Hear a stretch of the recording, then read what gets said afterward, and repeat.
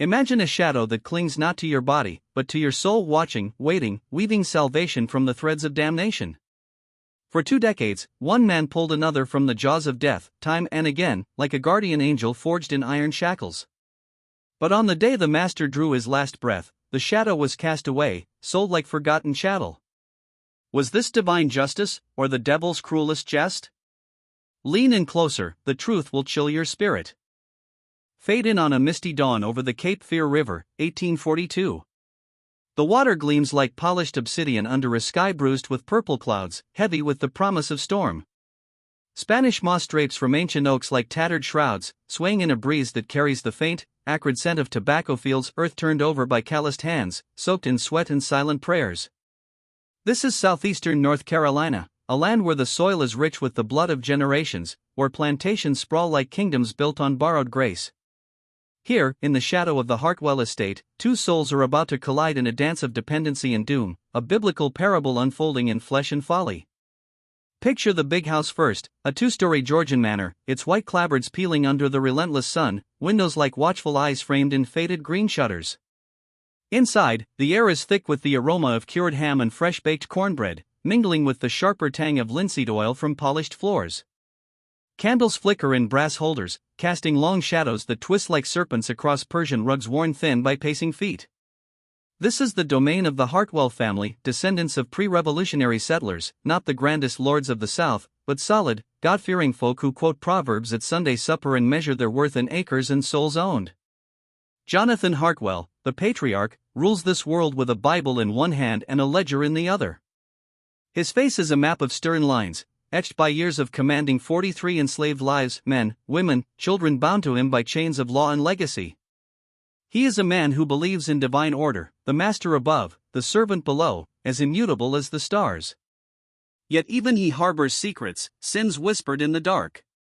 In 1818, amid a winter frost that cracks the earth like Judgment Day, a child is born in a slave cabin huddled against the river's edge.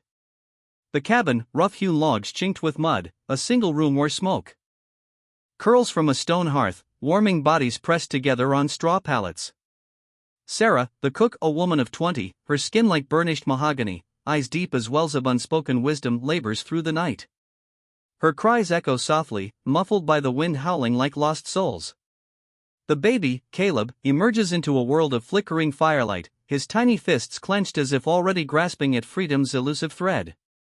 No father is named in the records, but the whispers among the quarters speak of resemblances, the high cheekbones of Jonathan's kin, perhaps his brother lost to fever 2 years hence. Jonathan summons a doctor, a rarity for such births, his face taut with an interest that borders on confession. Is this child a product of forbidden union, a sin against the commandments he preaches? Thou shalt not covet, the good book warns, yet power corrupts, twisting love into possession. Sarah cradles her son, reciting psalms under her breath, "The Lord is my shepherd, I shall not want." She teaches him in stolen moments, not just survival, but the patterns of the world, the way numbers dance in ledgers, words hide in scriptures, and eyes reveal truths unspoken. Caleb grows in this liminal space, a boy with skin like polished walnut, hair tight curled, and eyes that pierce like arrows from David's sling. Until 8, he roams free with Marcus, the master's son, blonde-haired, blue-eyed, heir to it all, and his sister Eleanor. Visualize them, 3 figures darting through sun-dappled woods, laughter ringing like church bells. They splash in creeks where water runs clear over pebbles, build forts from mossy branches that smell of damp earth, chase fireflies under twilight skies painted in hues of fire and forgiveness. In these moments, hierarchy dissolves like mist at dawn. They are simply children, innocent as Adam and Eve before the fall. But paradise crumbles. By 10, Caleb tends stables, the scent of hay and horse sweat filling his nostrils, the crack of whips a constant reminder of his place. At 12, he's in the fields, back bent under the sun's merciless gaze, hands blistered from harvesting tobacco leaves that rustle like dry bones. The air hums with spirituals sung low, swing low, sweet chariot, coming for to carry me home, songs of redemption, veiled cries for deliverance. Sarah fights for him, her voice a quiet thunder in the overseer's ear. He's quick, sir. Sees things others miss. She doesn't say the rest, that his mind is a blade, sharp enough to cut through chains if honed wrong. Placed in the house, Caleb becomes invisible yet indispensable, pouring tea with steady hands, polishing silver that gleams like false idols, anticipating needs with an intuition bordering on prophetic. He watches Marcus grow into manhood, the young master at 21, fresh from university, striding through halls with books underarm, quoting Plato, and pondering eternity. Marcus's world: silk cravats, leather-bound volumes scented with ink, evenings debating philosophy by firelight that crackles like divine sparks. Caleb's: silent service, eyes downcast, heart armored in neutrality. Then, 1837, Sarah wastes away from consumption, her coughs like rattling chains in the night. She burns bloodied rags in the hearth, flames leaping hungrily, as if devouring her sins. Caleb, now 19, stands vigil, his face a mask of stone. At her grave, a mound in the slave cemetery, unmarked save for wildflowers pushing through soil like defiant hope, he feels the weight of isolation. No tears fall, instead, he stores the pain, a seed of retribution planted deep. Vengeance is mine, saith the Lord, he recalls from hidden Bible lessons, wondering if divine justice sleeps or simply waits. Jonathan's death in 1842 shatters the fragile order. Imagine the scene: dawnlight filtering through lace curtains, birdsong piercing the silence. The old man lies still in his four-poster bed, sheets twisted like burial cloths, face pale as wax. Heart failure, the doctor pronounces. His voice echoing in the high-ceilinged room.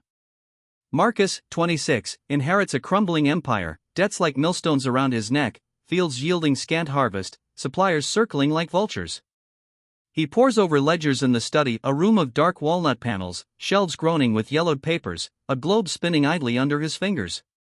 Panic rises, acrid as bile, the walls close in, shadows lengthening like accusatory fingers.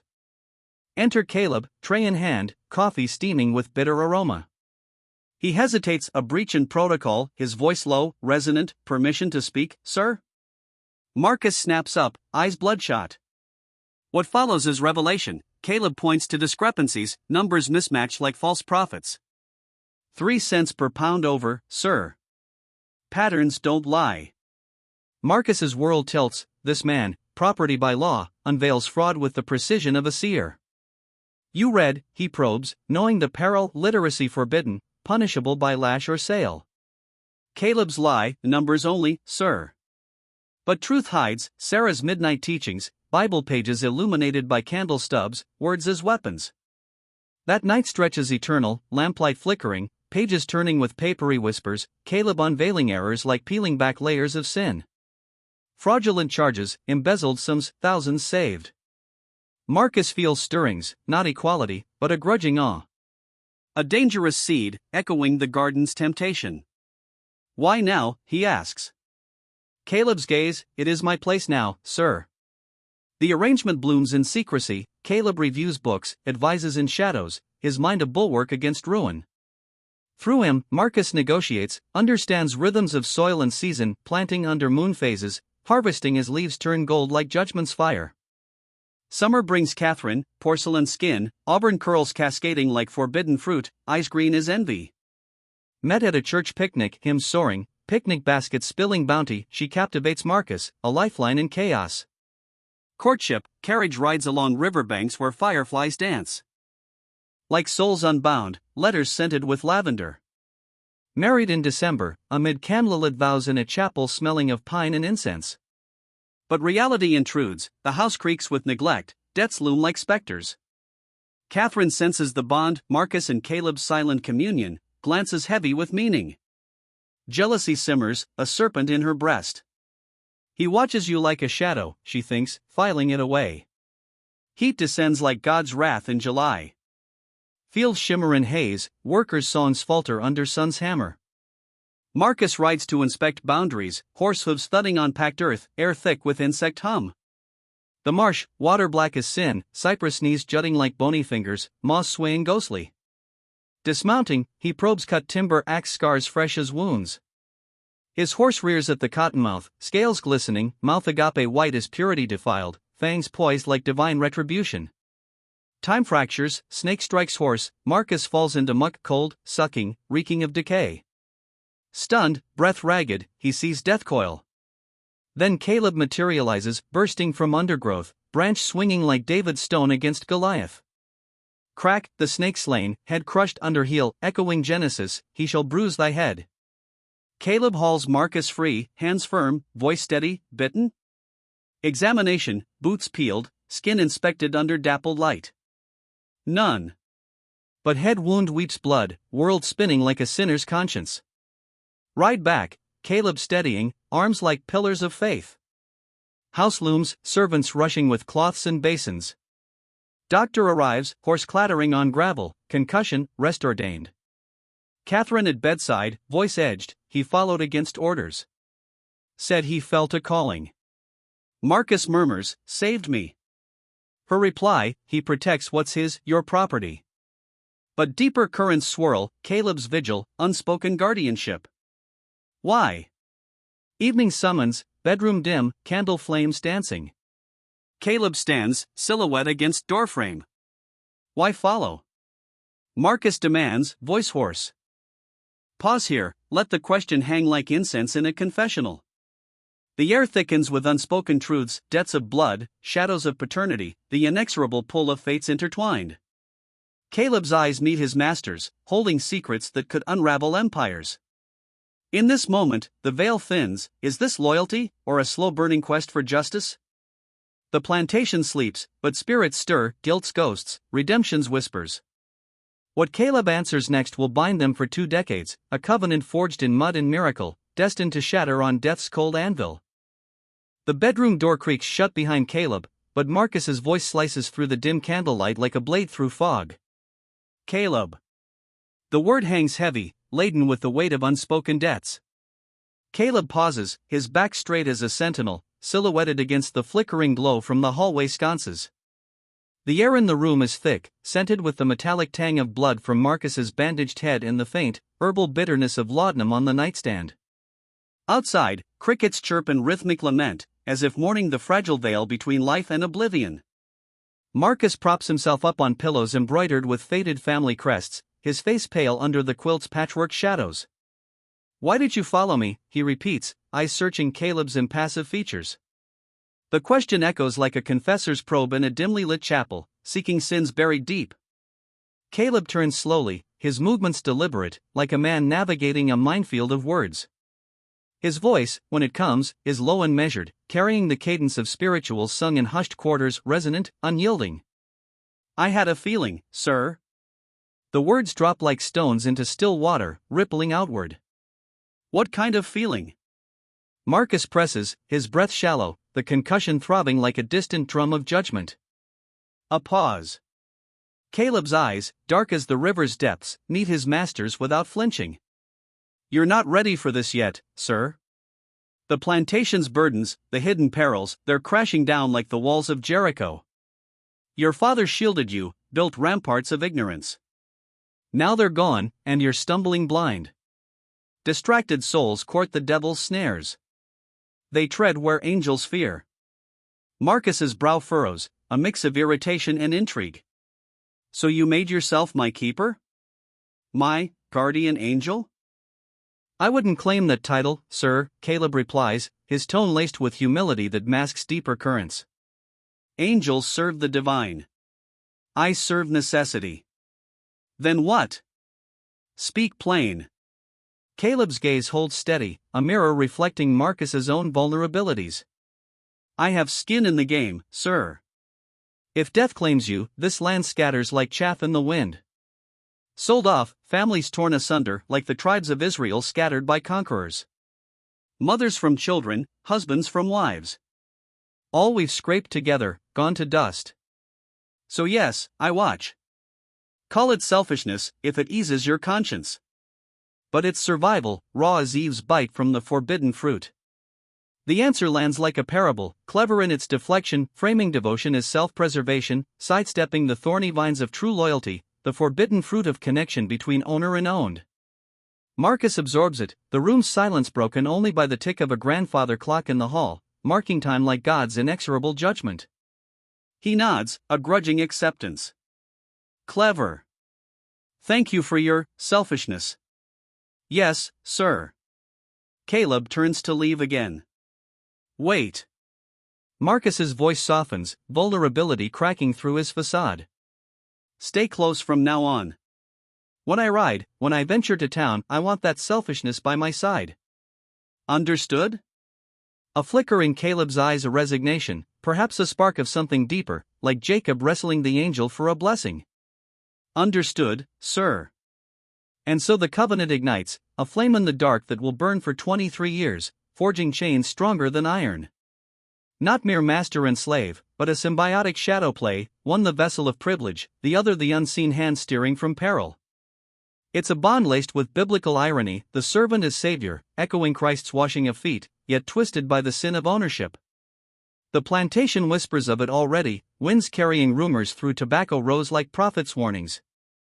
If the serpent's strike had been a solitary trial, it might have dissolved into folklore, a tale told by firelight in slave quarters. But Providence, or perhaps a darker force, had other designs.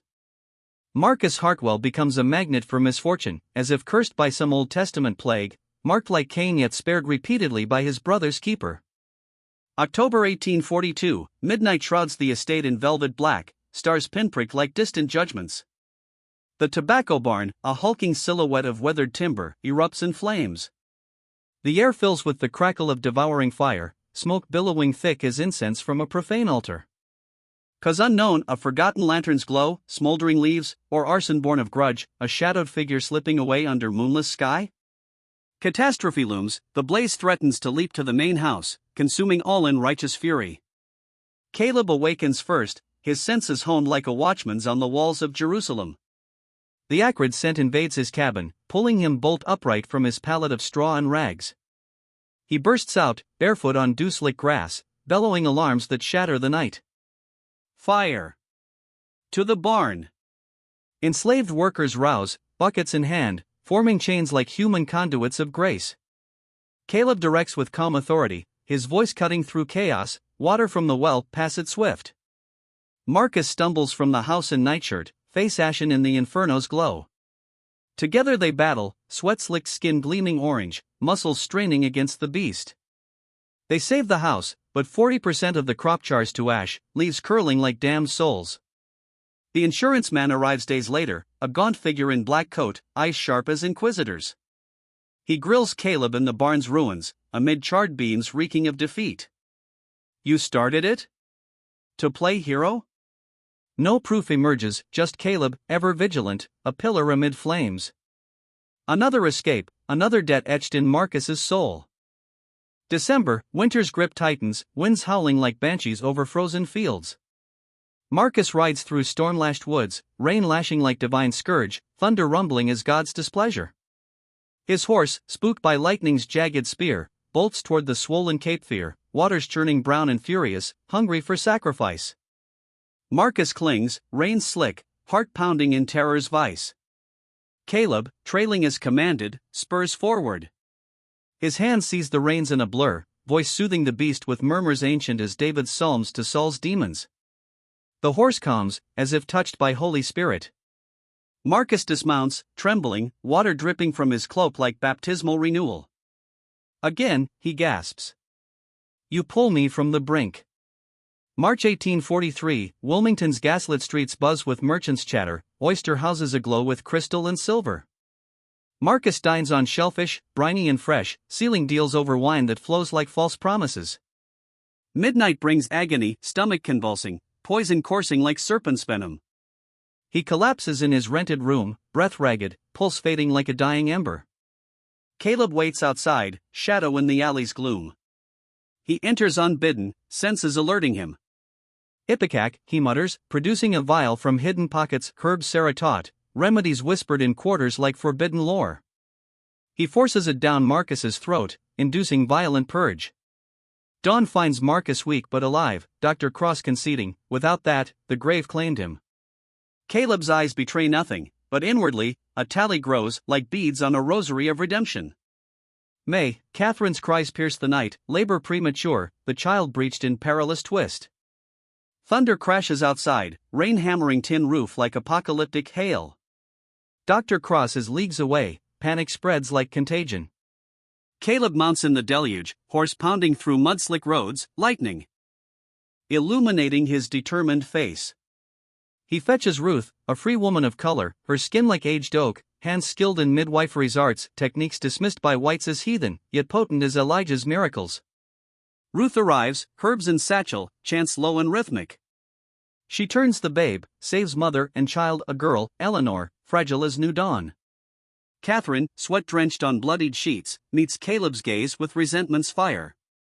You again, she whispers, debt burning like unconfessed sin. By 1844, the litany is scripture, saves mounting like offerings at an altar.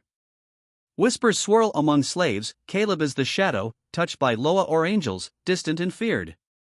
Whites gossip at soirees, crystal clinking, Hartwell leans on his boy like a crutch, unnatural, undermining God's order. Marcus defends fiercely, cutting ties with detractors, his voice thunderous, fools blind to worth invite their own fall.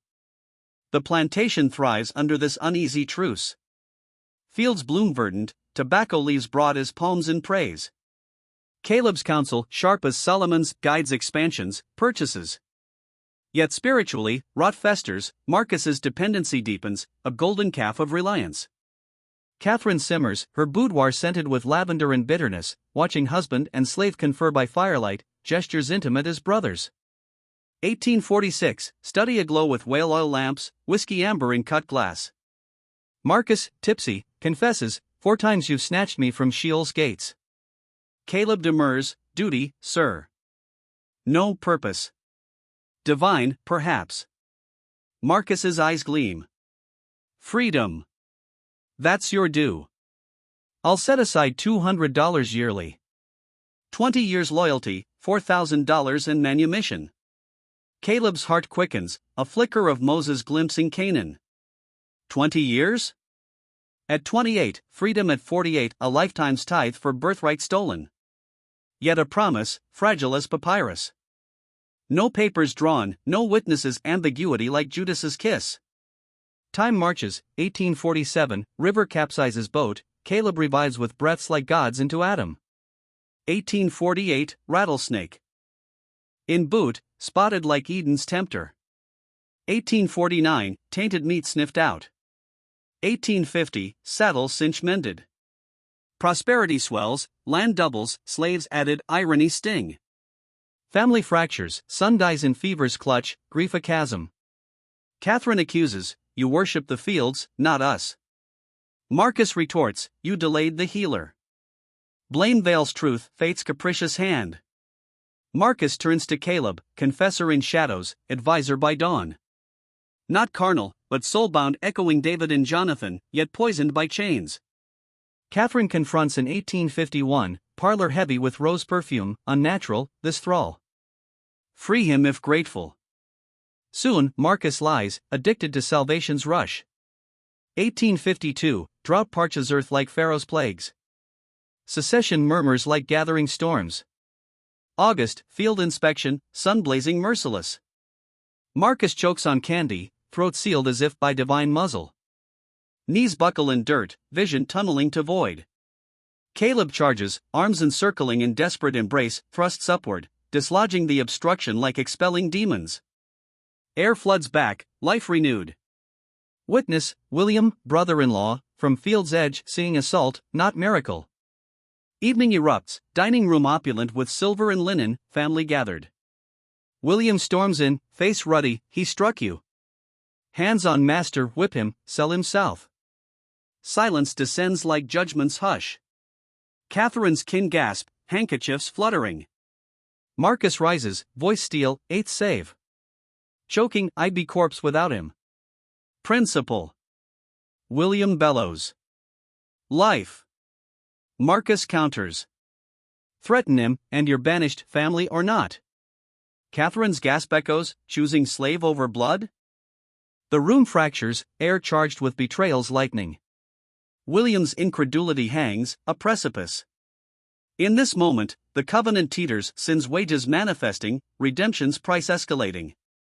The plantation's foundations crack, unseen spirits stirring, whispering of reckonings to come. Divine justice watches, scales tipping slowly toward the inevitable fall. The dining room falls into a stunned hush, silverware frozen midair, candle flames guttering as if recoiling from the blasphemy just spoken. William's face, flushed crimson with wine and outrage, twists into disbelief. Catherine's mother clutches her handkerchief like a shield against heresy, her father's knuckles whiten on the armrest, eyes narrowing to slits of judgment.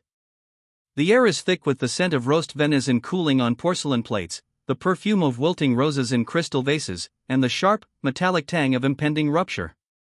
Marcus rises slowly, his chair scraping across oak floors like a sentence pronounced. His voice, when it emerges, is low thunder rolling over the Cape Fear, calm, unyielding, carrying the weight of every near-death etched into his bones. I'm choosing life over death. Reason over blind prejudice.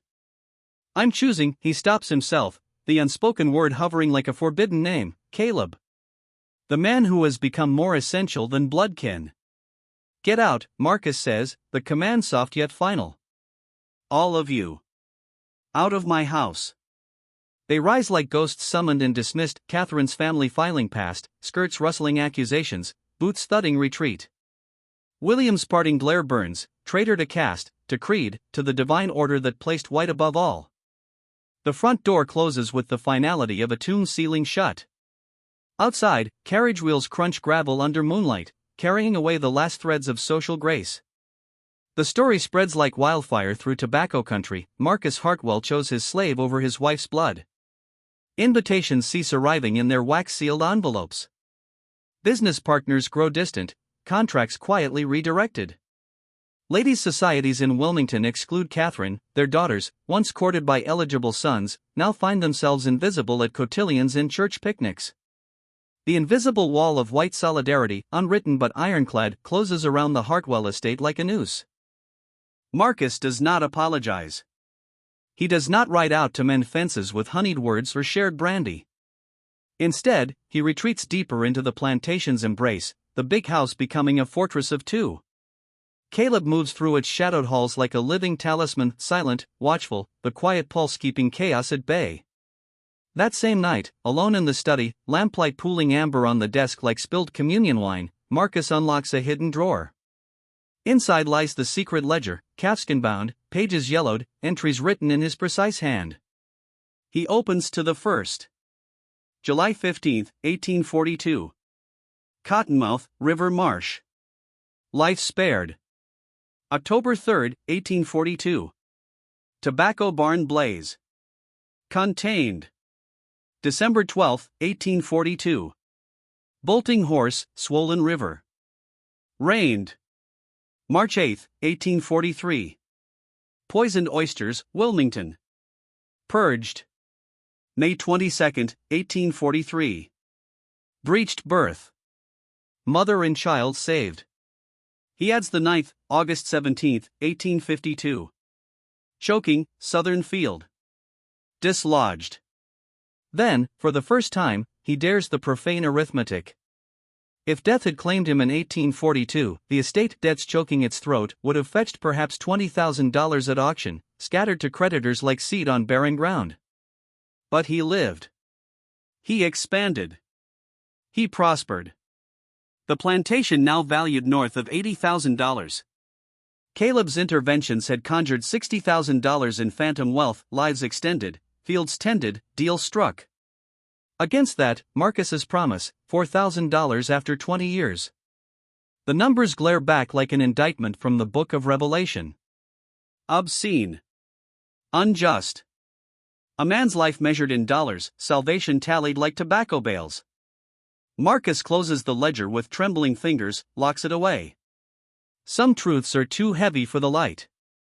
The 1850s unfold in gathering storm clouds.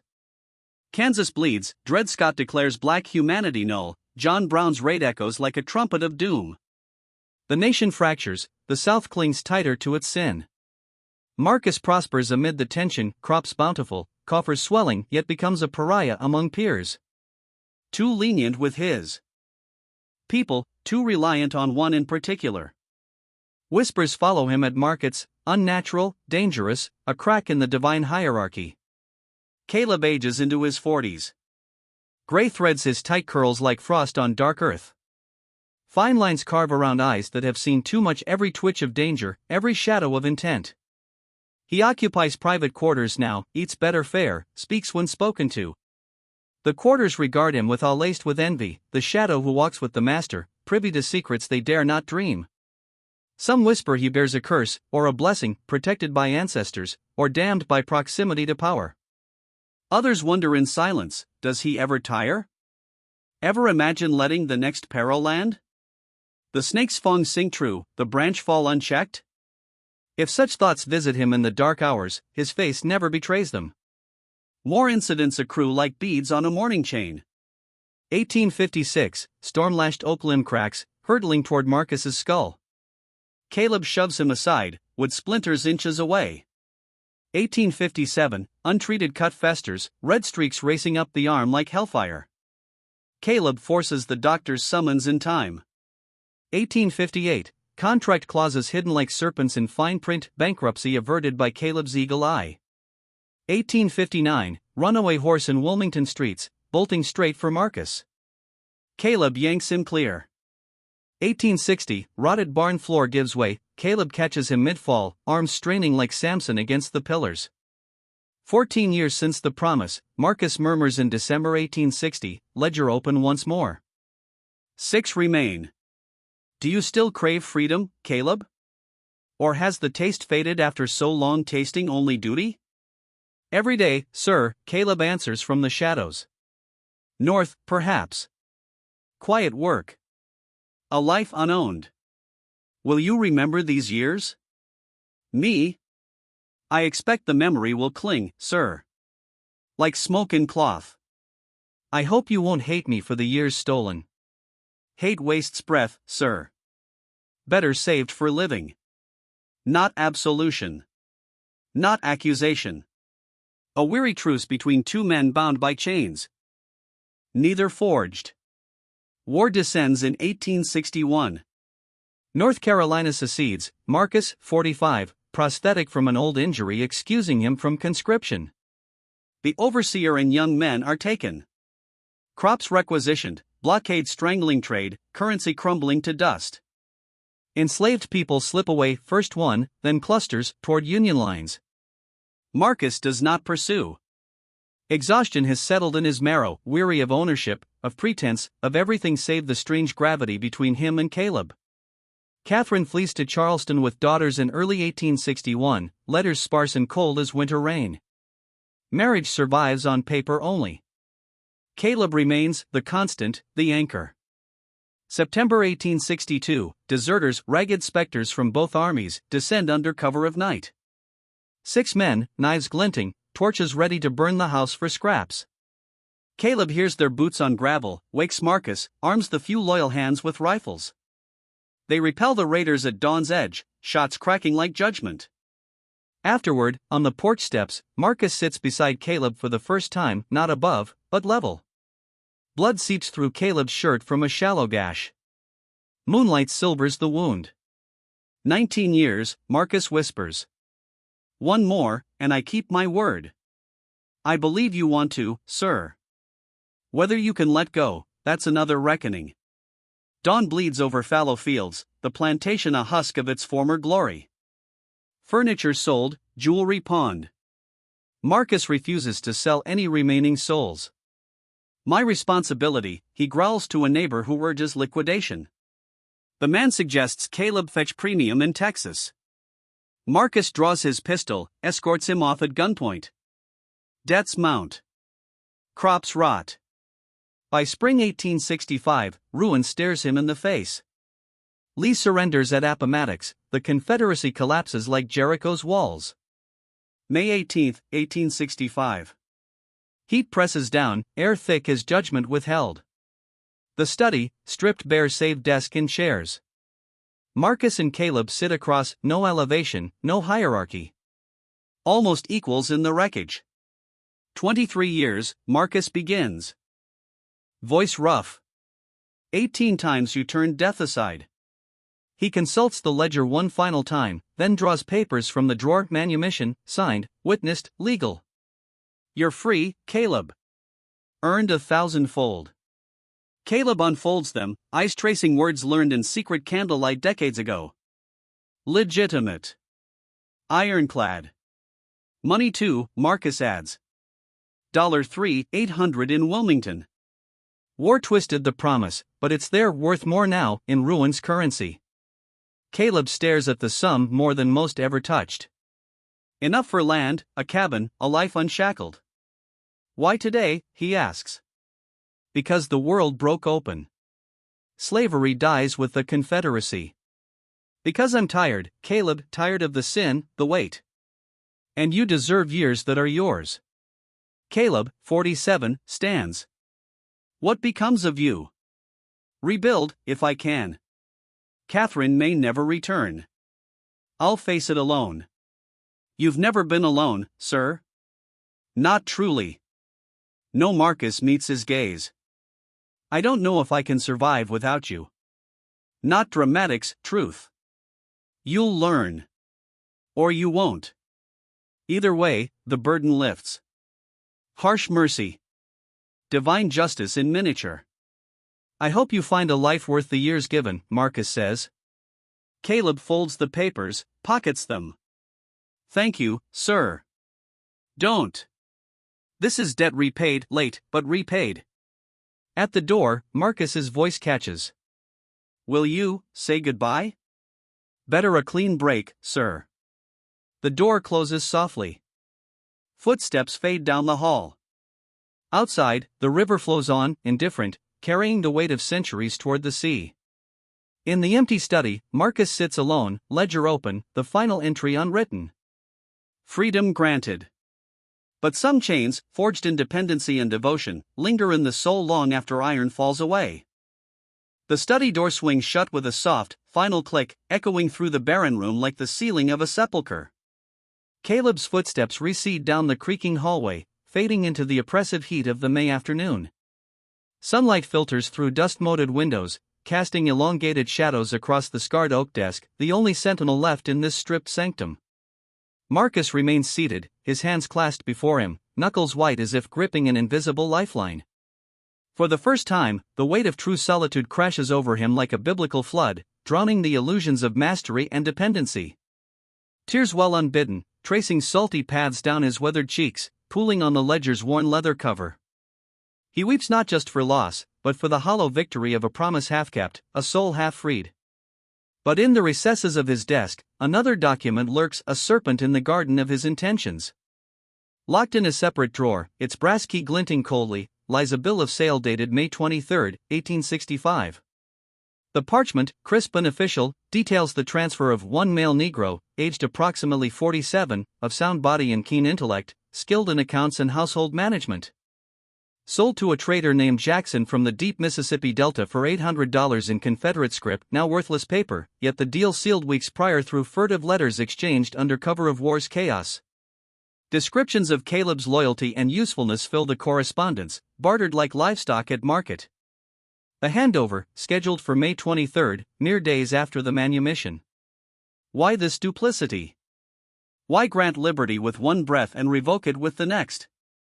The answer coils in the depths of Marcus's fractured spirit, a toxic brew of desperation and delusion, echoing the original sin of possession. On some shadowed level, he knows survival without Caleb is impossible, not merely physical, but existential. Caleb has become his crutch, his confessor, his unwitting redeemer. Pulling him from the abyss 18 times, like Lazarus raised repeatedly from the tomb. To release him fully would be to face the void, to confront the emptiness of a life sustained by stolen grace.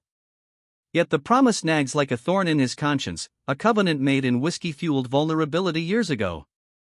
His warped solution, false emancipation. Let Caleb taste freedom's illusion, wander briefly under open skies, then reclaim him through legal sleight of hand. The sale supersedes the papers, Jackson's claim ironclad. Marcus's soul salved by technicality, I freed him, fate intervened.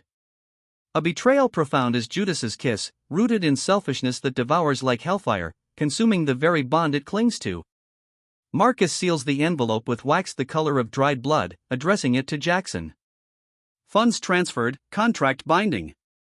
All awaits execution. Yet as he slides it into his coat, a flicker of divine unease stirs guilt's whisper, perhaps the Holy Spirit's quiet rebuke. Caleb departs on May 20, dawn painting the sky in hues of redemption's promise. He carries little, worn trousers and shirt faded from years of service, manumission papers folded like a sacred scroll in his breast pocket, bank details for the $3,800, a fortune tainted by obligation. No satchel, no farewell glances. His stride down the gravel drive is steady, boots crunching earth baked hard by unseasonable sun. Spanish moss sways from oaks like morning veils, the river murmuring psalms of Exodus. Marcus watches from an upstairs casement, curtains parted just enough to frame the retreating figure, tall, unbowed, dissolving into the horizon's haze. Alone now, Marcus sinks to the floorboards, sobs racking his frame like convulsions of the damned. The house creaks in sympathy, empty rooms amplifying his isolation. But in that shattering solitude, something fractures within him, a dam bursting, releasing torrents long suppressed. Conscience awakens like Saul on Damascus Road, blinded by revelation. He rises, retrieves the envelope from his desk. Holds it in trembling hands, ink staring back accusatory. Then, impulse overtakes, he carries it to the kitchen, strikes a match. Flames leap hungrily, paper curling black as sin exposed, ash flaking like manna from accursed heaven.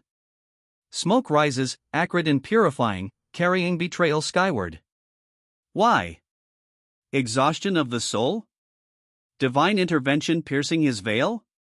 Recognition that some debts demand release, even at self-destruction's cost? Whatever the spark, the sail dissolves to nothing. Caleb is free, truly, irrevocably. No word sent, no messenger dispatched. Marcus lets the act stand silent, a private atonement in the ruins. 3 days pass. May 23rd dawns sweltering, air heavy as judgment's mantle. Fever strikes Marcus like a plague from Pharaoh's court, chills rattling his bones, sweat-soaking linens twisted like burial shrouds. By evening, delirium sets in, he retches into a basin, body convulsing. Typhoid, Dr. Cross diagnoses upon arrival, his horse lathered from the urgent ride. Contaminated wells, post-war filth, the doctor mutters, face grave under lamplight. Prognosis dire, at 50, war weakened, odds slim as a mustard seed's faith. The 2 remaining workers, freed now, staying for meager wages, tend him, cool cloths on fevered brow, broth spooned with gentle hands. But care falters, resources scarce in the Confederacy's corpse. On the 4th day, Marcus raves in sweat-drenched haze, visions swirling like Job's torments. Caleb, he cries, voice cracking through parched lips. Where is he? He knows, he always knows. Dawn, sir, a attendant whispers, eyes downcast. Freed. Northward bound, likely. No, Marcus mumbles, eyes glassy as prophets in trance. He'll come. Saves me, always saves. His pleas echo through empty halls, bouncing off walls stripped of portraits, a litany of dependency unmet. But Caleb does not appear. Why should he? Freedom's papers burn in his pocket like burning bushes. Command, go forth, unyoked. $3,800 awaits in Wilmington, a new life beckons beyond the river's bend. Yet folklore whispers otherwise, Caleb never fled far. He lingers in the wood's embrace, hidden among cypress knees and moss-draped sentinels, watching like a guardian angel turned avenger. He sees the bill's immolation flames reflected in his eyes, a sign from on high. Here's the fever's grip tighten, Marcus's calls piercing the night like a rich man's plea from Hades. And in that crucible, choice crystallizes. 18 times he intervened, serpents slain, flames quenched, poisons purged like Moses parting seas of peril. 23 years bearing the cross of another's survival, a Golgotha of servitude. Now, freedom's mantle drapes him. Marcus begs once more, life ebbing like sand through divine hourglass. Caleb could emerge, summon healer, administer herbs from Sarah's lore. One final salvation. Instead, he chooses absence. Not murder's blade, but permission's quiet hand allowing death's angel passage, as if fulfilling Ecclesiastes, to everything there is a season. Vengeance? Or mercy's veil? Release from codependency's chains, echoing Christ's "it is finished." Not hatred's fire, but equity's scale tipping, debt paid, burden lifted. Caleb turns, vanishes into twilight's fold, free to claim his exodus. Marcus expires at 3 p.m. on May 23, sunlight slanting golden through windows like heaven's indifferent gaze. Dr. Cross notes typhoid fever in his ledger, quill scratching finality. Funeral sparse, doctor, workers, a minister intoning psalms over a pine coffin in the family plot. Earth thuds on lid, wildflowers nodding in breeze.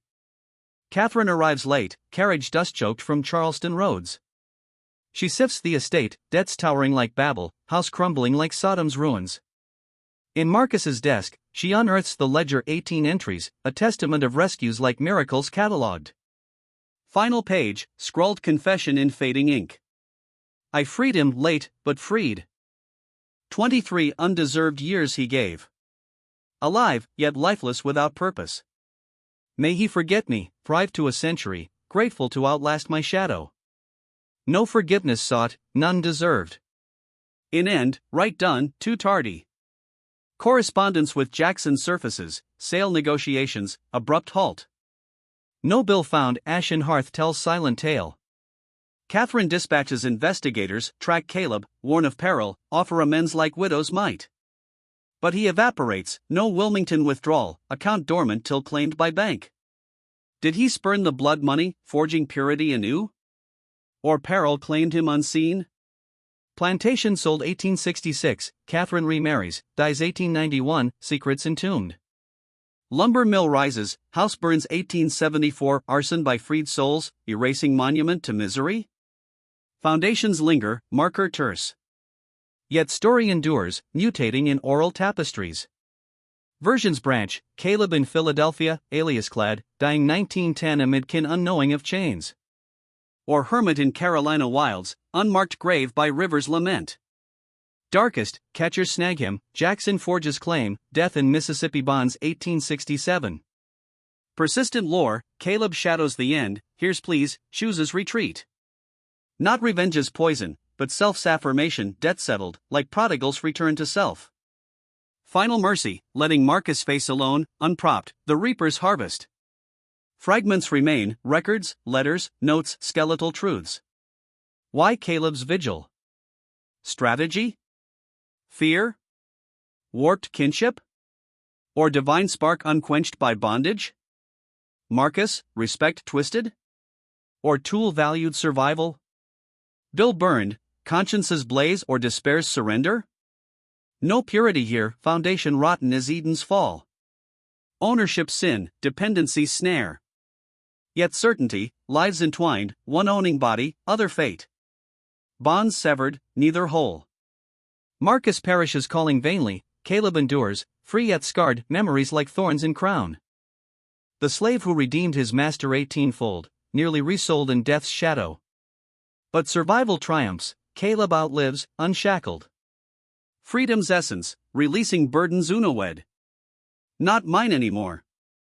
Echoes haunt, debts of salvation, ownership's curse. Can gratitude bridge abyss? Loyalty morph to cage? Saving become dominion? Not slavery's tale alone, framework for human knots in void. Choices in barren gardens, prices of need. When giver halts, walks unburdened, free, at last.